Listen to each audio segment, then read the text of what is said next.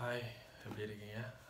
மகேஷ் பேசுகிறேன். மறுபடியும் உங்களோட கூட பேசுகிறதுல எனக்கு ரொம்பவும் சந்தோஷம். தொடர்ந்து நிறைய காரியங்களை பேசிக்கிட்டு இருக்கிறோம். ஸோ வேதத்திலே நமக்கு பாரம்பரியமாய் எந்தெந்த காரியத்தை பாரம்பரியமாக போதிச்சாங்களோ அந்த காரியத்திலிருந்தெல்லாம் விடுதலை அடையும்படியாக என்னால் முடிந்த இது ஒரு சில காரியங்களை உங்களுக்கு அறிவித்து கொண்டு வந்துக்கிட்டு இருக்கிறேன். இன்றைக்கு வந்து ஆக்சுவலி என்னத்தை குறித்து சொல்லலாம் அப்படின்னு சொல்லிட்டு வாஞ்சா இருக்கிறேன்னு சொன்னால், பைபிள் வேதத்தை குறித்து கொஞ்சம் பேசலாம்னு நினைக்கிறேன். வேதம் அப்படின்றது கிறிஸ்தவர்களாலே ரொம்பவும் மதிக்கப்படுகிறதான ஒரு காரியம்.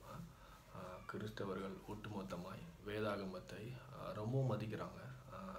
நான் உட்பட நானும் வேதாகமத்தை ரொம்ப அதிகமாக கனம் பண்ணுகிறேன். நான் பேசுகிற எல்லா காரியமும் வேதாகமத்திலிருந்து தான் எடுத்து பேசுகிறேன். ஸோ அதனால் வேதத்தை வந்து சாட்சியாக பயன்படுத்தி அதில் இருக்கிறதான கூற்றுகளை தான் உங்களிடத்துலேருந்து பகிர்ந்து கொள்ளுகிறேன் இல்லைங்களா?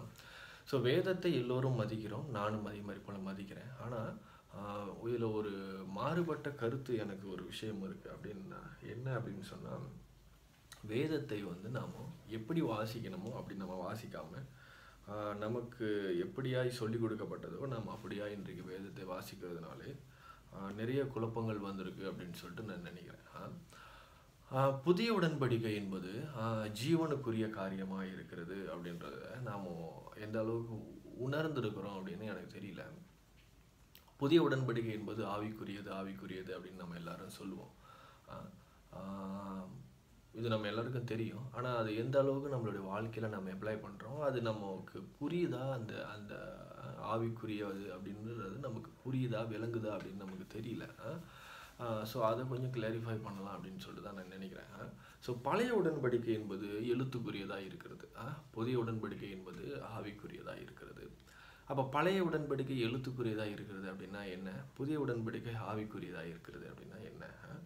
ஸோ பைபிள் முதல்ல யாருக்காக எழுதப்பட்டது, எதற்காக எழுதப்பட்டது, எந்த பின்னணியில் எழுதப்பட்டது, ஒவ்வொரு வசனத்தை நம்ம வாசிக்கும் பொழுதும் அதில் எப்படி வேதத்தை புரிந்து கொள்ளணும், அதுக்கு பின்னாடி இருக்கிற அந்த ஆடியன்ஸ் யார், யாரிடம் வந்து அந்த குறிப்பிட்ட பேசேஜ் அந்த வசனம் பேசும் பொழுது யாரிடத்தில் பேசப்படுகிறது, அதுக்கு முன்னுக்கு இருக்கிறதான ஆட்கள் 21ஆவது நூற்றாண்டில் இருக்கிறதான நாம் அவங்களை குறித்து நான் பேசலை. 1ஆவது நூற்றாண்டில் வேதம் எழுதப்பட்டிருந்தால் அந்த 1ஆவது நூற்றாண்டில் அந்த குறிப்பிட்ட டைமில் யாருக்கிட்ட அந்த வேதம் பேசுது, அந்த எழுத்துக்கள் யாரிடம் பேசுகிறது அப்படின்றதெல்லாம் ரொம்ப முக்கியம். அதனால தான் கான்டெக்ஸ்டின் அடிப்படையிலே, பின்னணியத்தின் அடிப்படையிலே, ஹெர்மனெட்டிக்ஸ் அப்படின்ற பிரின்சிபலின் அடிப்படையிலே வேதத்தை வாசிக்கிறது ரொம்பவும் நலம் அப்படின்னு சொல்கிறோம். நான் அந்த பதிவை தொடர்கிறதுக்கு முன்பாக ஆரம்பத்திலே உங்களிடம் ஒரு விஷயத்தை சொல்ல விரும்புகிறேன். என்ன அப்படின்னு சொன்னால், வேதம் நமக்காக எழுதப்பட்டிருக்கிறது, ஆனால் நமக்கு எழுதப்படவில்லை. நமக்கு அப்படின்றதுக்கும் நமக்காக அப்படின்றதுக்கும் நிறைய வித்தியாசம் இருக்குது. நமக்காக அப்படின்னு சொல்லப்பட்டது அப்படின்னு சொன்னால் என்னென்னா, அது உங்களுடைய உபயோகம் இருக்குது இல்லையா, உங்களுடைய பயன்பாட்டுக்காக அது பயன்படும். நீங்கள் அதை உபயோகிக்கலாம், அதில் தவறு கிடையாது. நீங்கள் படித்து நல்ல விஷயங்களை புரிந்து கொள்ளலாம், சரித்திர நிகழ்வுகளை அறிந்து கொள்ளலாம், எப்படி உங்களுடைய வாழ்க்கைக்கு அது வந்து பிரயோஜனமாக இருக்கும் அப்படின்றதுக்காக நீங்கள் பயன்படுத்தலாம். அதெல்லாம் தப்பு கிடையாது. ஆனால் உங்களுக்கு அப்படின்னு நேரடியாக எடுத்துக்கொள்ளும் பொழுது அது ரொம்ப பிழையாயிரும். ஏன்னா அது நேரடியாக உங்களுக்கு எழுதப்படவில்லை. அது எந்த நூற்றாண்டிலே யாருக்காக எந்த எந்த எந்த பிரச்சனையின் அடிப்படையிலே எந்த சமூகத்திற்கு எழுதப்பட்டது அப்படின்றத நம்ம புரிந்து கொள்ள வேண்டும். அப்படி புரிந்து கொள்ளாமல் நீங்கள் நேரடியாக உங்களுக்கு அப்படின்னு சொல்லி நீங்கள் அப்ளை பண்ணிங்கன்னா தான் உங்களுடைய வாழ்க்கையில் நிறைய பிரச்சனைகளை நீங்கள் சந்திக்க வேண்டியது இருக்கும். நம்ம பொதுவாக என்ன நினைக்கிறோம்னா, ஆண்டவர் வந்து நாம் ஆண்டவர்கிட்ட வந்து ஜெபத்தின் மூலமாக பேசுவோம். ஆண்டவர் நம்மக்கிட்ட எப்படி பேசுகிறாரு, வசனத்தின் மீதியாக பேசுகிறாரு அப்படின்னு நமக்கு சொல்லி கொடுத்துட்டாங்க. தேவன் இந்த புக்கை தாண்டி எதுவுமே செய்ய முடியாது அப்படி சொன்னால் தேவனுக்கு அந்த அளவுக்கு வல்லமை இல்லாதவரா தேவன்? அதெல்லாம் கிடையாது. பாருங்கள், தேவனை வந்து ஒரு சின்ன டாக்டரின் பாக்ஸ் உங்களுடைய ஒரு பெட்டிக்குள்ளே போட்டு ஆண்டவரை மூடாதீங்க. அவர் ரொம்ப விசாரமானவர் அப்படின்றத கொஞ்சம் புரிந்து கொள்ளுங்கள். ஸோ அப்போ அந்த எழுத்து அப்படின்னா என்ன அப்படின்றத உங்களுக்கு கொஞ்சம் விளக்கலாம் அப்படின்னு நான் ஆசைப்பட்றேன். வேதாகமம் முழுக்க நமக்கு எழுதப்படவில்லை. ஸோ அது பழைய ஏற்பாட்டில் இருக்கிறதான யூதர்களுக்கு மட்டுமே வேதாகமம் எழுதப்பட்டது. இப்படி நம்ம சொல்லும் பொழுது சிலவங்க என்ன நினச்சிக்கிறாங்கன்னு சொன்னால், வேதாகமம் அப்படின்றது வந்து யூதர்களுக்கு எழுதப்பட்டதுன்னு சொன்னால், அவங்க பழைய ஏற்பாடு யூதர்களுக்கு எழுதப்பட்டது, புதிய ஏற்பாடு நமக்கு எழுதப்பட்டது அப்படின்னு சொல்லுவாங்க. ஆனால் நான் என்ன சொல்கிறேன்னா, பழைய ஏற்பாடும் சரி, புதிய ஏற்பாடும் சரி, வேதாகமம் நமக்கானது கிடையாது. அது முழுக்க முழுக்க யூதர்களுக்கு உரியதான புத்தகமாக இருக்கிறது. எப்படி அப்படின்னு நீங்கள் கேட்டிங்கன்னா, நமக்கு தெரியும் பழைய ஏற்பாடு 39 புத்தகம் யூதர்களுக்கு எழுதப்பட்டது நம்ம எல்லாருக்கும் தெரியும். அது பழைய ஏற்பாட்டினுடைய காரியம், அது அவங்களுக்கு உண்டாக்குனதான ஒரு விஷயம் அப்படின்னு சொல்லி நம்ம எல்லாருக்கும் தெரியும். இப்போது பழைய ஏற்பாட்டில் என்ன இருக்குது அப்படின்னு நீங்கள் போய் பார்த்தீங்கன்னா, பழைய ஏற்பாட்டில் தீர்க்க தரிசனங்கள் இருக்குது, மேசியாவின் வருகை குறித்து எல்லாம் சொல்லப்பட்டிருக்கு, அவங்களுக்கு வாக்குத்தத்தம் பண்ணப்பட்ட காரியங்கள்லாம் அறிவிக்கப்பட்டிருக்கு. ஸோ இப்படி எல்லாம் நிறைவேறக்கூடிய காரியங்களை குறித்து பழைய ஏற்பாட்டில் நம்ம வாசிக்கிறோம். ஆனால் புதிய உடன்படிக்கையில் இருக்கிற 27 புத்தகம் எதை குறித்து பேசுதுனாக்கா, தீர்க்க தரிசனத்தின் நிறைவேறுதலை குறித்து பேசுகிறது, ஃபுல்ஃபில்மெண்ட் குறித்து பேசுது. ஸோ அங்கே வந்து கேள்வினா இது வந்து அதுக்கு பதில். பழைய ஏற்பாடு கேள்வினா புதிய ஏற்பாடு வந்து பதில். கேள்வியை ஆண்டவர் யாரிடம் கேட்டார்? புரியுதுங்களா? நான் உதாரணத்துக்கு சொல்கிறேன். கேள்வியை ஒரு ஆள்கிட்ட கேட்டால் பதில் அந்த ஆளுக்கு தான் கொடுக்கணும், இல்லைங்களா? ஸோ தீர்க்க தரிசனத்தை எனக்கு கொடுத்து பதிலை வந்து புறஜாதிகளுக்கு கொடுக்கறது செட் ஆகாது. ஸோ யாருக்கு தீர்க்க தரிசனத்தை கொடுத்தாரோ அவருக்கு தான் அது தீர்க்க தரிசனம் நிறைவேற வேண்டும். அப்போ யூதர்களுக்கு கொடுக்கப்பட்டதான தீர்க்க தரிசனத்தின் நிறைவேறுதல் புதிய உடன்படிக்கையில் இருக்கும் பொழுது, ஸோ புதிய உடன்படிக்கையும் அதாவது அந்த 27 புத்தகமும் அந்த யூதர்களுடைய நிறைவேறுதலான காரியமாக இருக்கிறேன் தவிர, புதுசாய் ஆண்டவர் நமக்குன்னு தனியாக எதுவுமே எழுதலை. நாம் முழுக்க முழுக்க அவருடைய ஆவியை கொண்டு ஜீவனை கொண்டு வாழக்கூடியதான ஆட்களாக இருக்கிறோம். நல்லா இதை புரிஞ்சுக்கணும். புரிஞ்சுக்கல அப்படின்னு சொன்னால் நிறைய குழப்படிகள் வரும். அப்போ நான் சொல்லும்போது, நான் பேசும்பொழுது ஒரு சில காரியங்கள் உங்களுக்கு விளங்காமல் போயிடலாம். அதனால் கொஞ்சம் தெளிவாக கேளுங்க. பழைய ஏற்பாடு முழுக்க முழுக்க தீர்க்க. இப்போ நீங்கள் பார்த்தீங்கன்னாக்கா ரோமர் 9வது அதிகாரத்தில் 4வது வசனத்தில் பவுல் சொல்கிறாரு, எல்லா காரியங்களும் வேதங்களும் சரி, வாக்கு தத்தங்களும் சரி, தீர்க்க தரிசனங்களும் சரி, ஆராதனை முறைமைகளும் சரி, இப்படி எந்த காரியமாக இருந்தாலும் அது புறஜாதிக்கானது கிடையாது, அது வந்து யூதனுக்கானது, இஸ்ரவேல் ஜனங்களுடையதுன்னு சொல்லி ரொம்ப குறிப்பாய் பவுல் சொல்கிறார். அப்போது பழைய உடன்படிக்கை அப்படின்னு சொல்லக்கூடியது பார்த்தீங்கன்னா தானாக் அப்படின்னு சொல்லுவாங்க. ஒட்டுமொத்த பழைய ஏற்பாடின் புத்தகத்தின் பேர் தானாக் அப்படின்னு சொல்லுவாங்க. முதல் 5 புத்தகம் வந்து தோரா அப்படின்னு சொல்லுவாங்க. ஸோ அந்த ஒட்டுமொத்த தானாக்கினுடைய நிறைவேறுதலை குறித்து தான் புதிய உடன்படிக்கையான 27 புத்தகம் பேசுது. ஸோ இயேசு கிறிஸ்து வெளிப்பட்டுட்டாரு. இயேசு கிறிஸ்து தான் இந்த வேத வாக்கியங்களுடைய நிறைவேறுதல் அப்படின்னு சொல்லி அப்போஸ்தலர்கள் எடுத்து காமிக்கிறாங்க. ஸோ யாருக்காக எடுத்து காமிக்கிறாங்க? இப்போ பவுல் எழுதின நிருபத்தெல்லாம் நீங்கள் பார்த்தீங்கன்னா நியாயப்பிரமாணத்தை குறித்து எழுதியிருப்பார். ஸோ நம்ம வந்து விசுவாசத்தினால நீதிமானாக்கப்படுகிறோம், கிரியையினால் அல்ல அப்படின்ற மாதிரி பேசியிருப்பாங்க. ஸோ நல்ல கிரியையை செய்யணும் அப்படின்ற ஒரு சில காரியங்களை பேசியிருப்பாங்க. அதுக்கப்புறம் பார்த்தீங்கன்னா அன்பினாலே எப்படி ஒருவர் சிநேகிக்கிறது அப்படின்ற மாதிரி பேசியிருப்பாங்க. ஸோ இந்த எல்லா காரியமும் எதை குறித்து பேசப்படுகிறது அப்படின்னு சொன்னால், யூதர்களுக்கான அந்த நியாய பிரமாணத்தின் நிறைவேறுதல் வந்துருச்சு. இயேசு தான் அவர்களுடைய நிறைவேறுதல். இயேசு தான் வாக்கு பண்ணப்பட்டவர். இயேசு தான் உங்களுக்காக வந்து மேசியாவாய் வரப்போகிறேன் அப்படின்னு சொல்லப்பட்டவர். ஸோ தானியேல் எழுதின தீர்க்க தரிசன புத்தகம், எசேக்கியா எழுதின காரியங்கள், எரேமியா எழுதின காரியங்கள், ஏசாயா சொன்ன காரியங்கள் எல்லாமே இயேசு கிறிஸ்துவின் மூலமாய் நிறைவேறினது அப்படின்றத வெளிப்படுத்துகிறது தான் புதிய உடன்படிக்கை. ஸோ அப்போ நிறைவேறின காரியம் யாருக்காய் நிறைவேறுதுன்னு சொன்னால் யூதனுக்காய் தான் நிறைவேறுனது. நமக்காய் நிறைவேறல, புறஜாதிகளுக்காய் நிறைவேறல. ஏன்னா புறஜாதிகளுக்கு அப்பொழுது வழியும் வாசலும் திறக்கப்படாமல் இருந்தது. அவர்களுடைய புத்தகத்தின்படியாய் அவர்கள் வந்து பழைய உடன்படிக்கையின்படியாய் புறஜாதி ஒன்றும் என்டர் ஆகலை. ஸோ யூதனுக்கு மட்டும்தான் தேவன் கொடுக்கப்பட்டிருந்தார் அப்படின்றது அவர்களுடைய எண்ணமாக இருந்தது. ஸோ அவர்களுடைய தீர்க்க தரிசனத்தை தான் பவுல் எல்லாம் வெளிப்படுத்தி காண்பிக்கிறார், அப்போஸ்தலர்கள் வெளிப்படுத்தி காண்பிக்கிறாங்க. நீங்கள் எதற்காய் காத்து கொண்டிருந்தீங்களோ அந்த காலம் வந்து நிறைவேறினது, சிலுவையிலே ஆண்டவர் சகலத்தையும் செய்து முடித்திருக்கிறார் அப்படின்றத வெளிப்படுத்தி காண்பிக்கிறது தான் இந்த காரியங்கள். புரியுதுங்களா? ஸோ லூக்கால நம்ம வாசிக்கிறோம் 21வது அதிகாரத்தில் 22வது வசனத்தில் இயேசு சொல்கிறாரு, எழுதப்பட்ட அனைத்து காரியங்களும் அப்படின்றது. நீங்கள் கம்ப்ளீட் ஜூவிஷ் பைபிள்னு ஒரு பைபிள் இருக்குது. அந்த கம்ப்ளீட் ஜூவிஷ் பைபிளில் போய் பார்த்தீங்கன்னாக்கா அது தானாக்குன்னே போட்டிருப்பாங்க. வேத வாக்கியங்கள்னு தமிழில் இருக்கும்னு நினைக்கிறேன். நீங்கள் போய் பாருங்கள், நீங்கள் போய் படிச்சீங்கன்னாக்கா போட்டிருக்கோம். எழுதப்பட்ட எல்லா காரியமும் கடைசி நாளில் நிறைவேறப்பட வேண்டும் அப்படின்றத தானாக்குனே போட்டிருக்காங்க. அந்த புத்தகம், அது ஒட்டுமொத்த புத்தகம், எல்லா எழுதப்பட்ட எல்லாமே அந்த டைமில் நிறைவேறப்படணும் அப்படின்னு வேதம் சொல்லுகிறது. அப்போது ஒன்றாகிலும் வானமும் பூமியும் ஒளிந்து போனால், வானமும் பூமியும் ஒளிந்து போனாலும் தேவனுடைய வார்த்தைகள் என்ன செய்கிறதில்ல, ஒளிந்து போகிறது இல்லை. தேவனுடைய ஸ்கிரிப்சர் ஒளிந்து போகிறது இல்லை அப்படின்னு சொல்லப்படுகிறது. என்ன அப்படின்னு சொன்னால், தேவனுடைய வார்த்தை ஒளிந்து போகிறது இல்லைன்னு சொல்லப்படுகிறது. என்ன அப்படின்னு சொன்னால், வானமும் பூமியும் ஒளிந்து போனாலும் தேவனுடைய வார்த்தை ஒளிந்து போகிறது இல்லை அப்படின்னு சொல்லும்போது, வானம் பூமி அப்படின்றது நமக்கு தெரியும், ஒரிஜான் தொடுவானம், அது வந்து தேவாலயத்தை குறிக்கிறதான ஒரு காரியமாக இருக்கிறது. ஸோ எப்பொழுது வேத வாக்கியங்கள் நிறைவேறுகிறதோ அப்பொழுது தான் தேவாராதனின் யூதர்களுடைய முறைமைகள் நிறைவேற முடியும், பழைய உடன்படிக்கை ஒரு முடிவுக்கு வர முடியும். ஸோ வேதாகம் நிறைவேறாமல் யூதர்களுடைய பழைய உடன்படிக்கை ஒரு நிறைவுக்கு வராது. யூதர்களுக்கு வாக்குத்தத்தம் பண்ணப்பட்ட காரியம் நிறைவுக்கு வரல அப்படின்னு சொன்னால், புறஜாதியாக இருக்கிறதான மக்களுக்கு நமக்கு வழியும் வாசல்களும் திறக்கப்பட முடியாது. ஏன்னா ஒரு உடன்படிக்கை நியமத்தில் இருக்கும் பொழுது இன்னொரு உடன்படிக்கை ஆரம்பிக்கப்பட முடியாது. அதுதான் ரொம்ப முக்கியமான ஒரு விஷயம். அதுதான் ஆண்டவர் சொல்றாரு, இந்த உடன்படிக்கை எழுதப்பட்ட எல்லா காரியமும் கடைசி நாள் அப்படின்றது AD 70ன்னு நமக்கு தெரியும். வேதத்தை முறையாக வாசித்தவர்களுக்கு கடைசி நாள் என்பது AD 70 அப்படின்னு தெரியும்.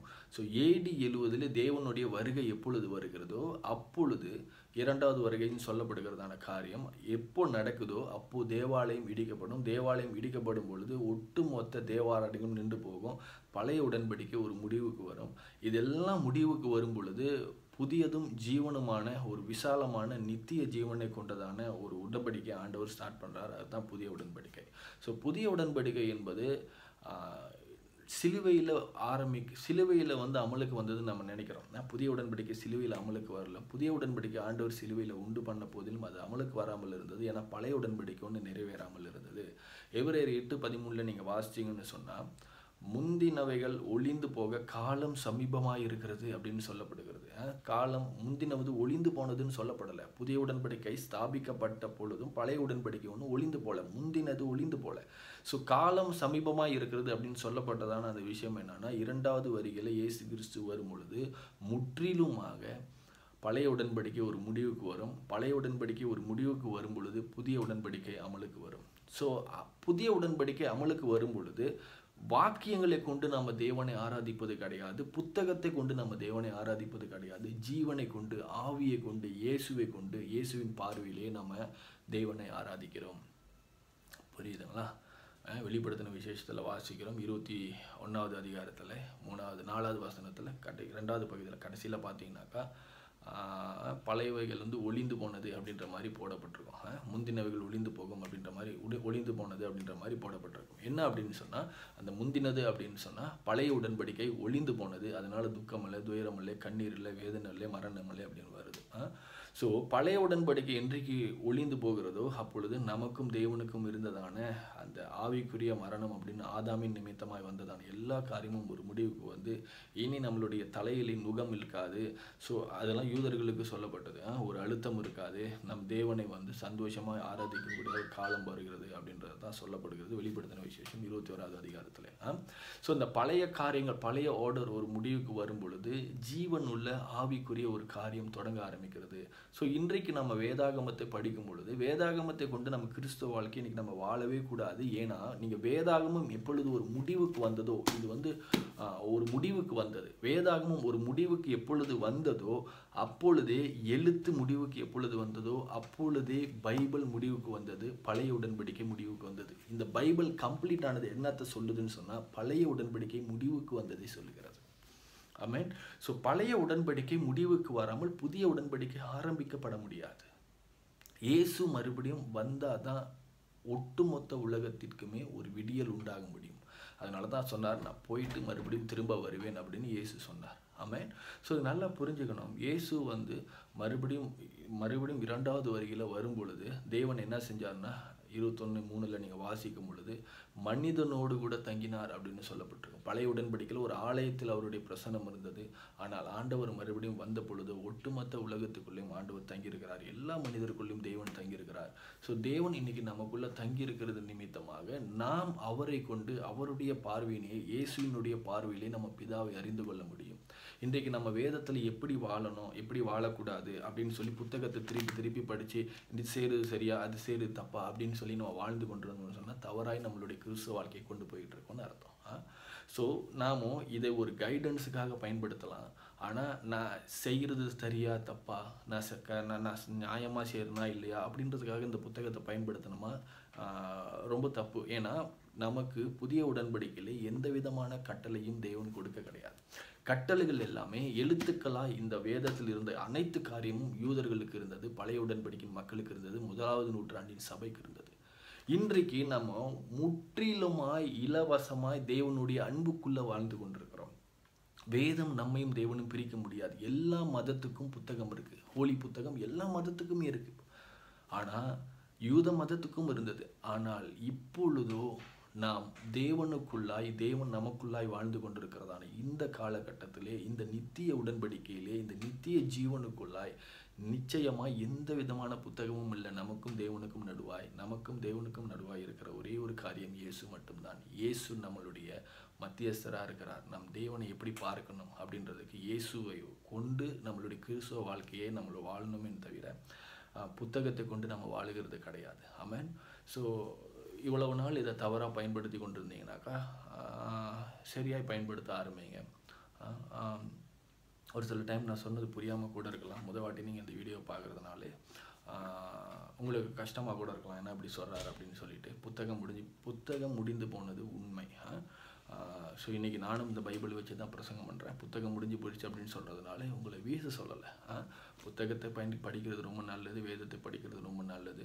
ஆனால் இதை வச்சு நீங்கள் உங்களுடைய வாழ்க்கையை நடத்தணும் அப்படின்னு நினச்சிங்கன்னா ரொம்ப தப்பு. நீங்கள் இயேசுவை கொண்டு, ஜீவனை கொண்டு, ஆவியை கொண்டு வாழ்க்கையை நடத்தணுமே தவிர புத்தகத்தை கொண்டு வாழ்க்கையை நடத்தக்கூடாது. ஹல்லேலூயா. ஸோ கர்த்தர் உங்களை நேசிக்கிறார் அப்படின்றத நான் அறிஞ்சிருக்கிறேன், உங்களுக்கு அறிவிக்கணும்னு ஆசைப்பட்றேன். ஸோ ஒரு பொழுதும் இந்த புத்தகத்தில் ஒரு காரியம் எழுதப்பட்டிருக்கு. நீங்கள் உங்களுடைய செயல் அந்த காரியத்தை மீறுகிறது போல் இருந்திருக்கு. நீங்கள் திடீர்னு புத்தகத்தை வாசிக்கிறீங்க, நான் தப்பாக நடந்திருக்கிறேன் அப்படின்னு ஒரு குற்ற உணர்ச்சி மனசுக்குள்ளே வந்திருக்குன்னு சொன்னால் தயவு செஞ்சு அதை அங்கீகரிக்காதீங்க. ஏன்னு சொன்னால் குற்ற உணர்ச்சிக்குள்ளாய் நீங்கள் போகிறது தேவனுடைய ஆசை கிடையாது. கட்டளைகள் தான் குற்ற உணர்ச்சியை கொண்டு வரும். நீங்கள் அதனால தான் புதிய உடன்படிக்கை உங்களுக்கு எந்த விதமான கட்டளையும் கொடுக்கல. வேதம் சொல்லுகிறது. எபிரேயர் 10:17 நீங்கள் போய் வாசிச்சிங்கனாக்கா வேதம் ஆண்டவர் ரொம்ப தெளிவாகி சொல்லுகிறார். என்ன அப்படின்னு சொன்னால் உங்களுடைய குற்றங்களையும் உங்களுடைய அக்கிரமங்களையும் ஆண்டவர் எண்ணுகிறதே இல்லை அப்படின்னு சொல்கிறார். ஸோ அவர் ஒரு ஸ்டாண்டுக்குள்ளே வந்திருக்கிறார், அவர் ஒரு நிலைக்குள்ளே வந்திருக்கிறார். என்ன அப்படின்னு சொன்னால் உங்களுடைய பாவங்களையும் உங்களுடைய அக்கிரமங்களையும் அவர் இனி நினைக்கிறதே இல்லை அப்படின்ற ஒரு இடத்துக்குள்ளே வந்திருக்கிறார். இது அவர் சுயாதீனமாக எடுத்ததான ஒரு முடிவு. எழுத்துக்கள் இருந்ததுன்னு சொன்னால், இது கண்டினியூ ஆகிக்கிட்டே இருந்துச்சுன்னு சொன்னால், இது தொடர்ச்சி ஆகிக்கொண்டே இருந்ததுன்னு சொன்னால் நிச்சயமாக உங்களுடைய பாவங்கள் எண்ணப்படும், உங்களுடைய குற்றங்கள் எண்ணப்படும்.